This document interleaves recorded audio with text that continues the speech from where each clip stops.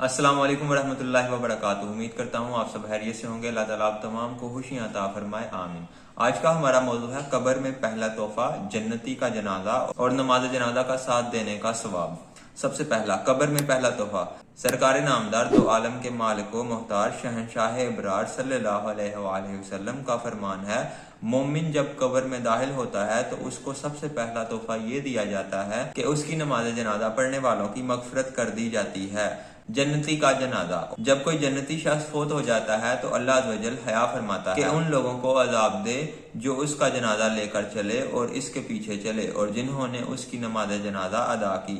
जनाजा का साथ देने का सवाब। जिसने महज अल्लाह ताला की रजा के लिए नमाज जनाजा का साथ दिया, उसकी जजा क्या है? अल्लाह ताला ने फरमाया, जिस दिन वो मरेगा तो फरिश्ते उसके जनाजे के हमरा चलेंगे और मैं उसकी मगफरत करूंगा। उम्मीद करता हूँ मेरी ये वीडियो आपको अच्छी लगी होगी। अल्लाह ताला हम सबको अमल की तौफीक अता फरमाए, आमीन। अगर आपका कोई भी सवाल हो तो आप नीचे कमेंट सेक्शन में पूछ सकते हैं। अपना ख्याल रखिएगा। अस्सलाम वालेकुम वरहमतुल्लाहि वबरकातुहू।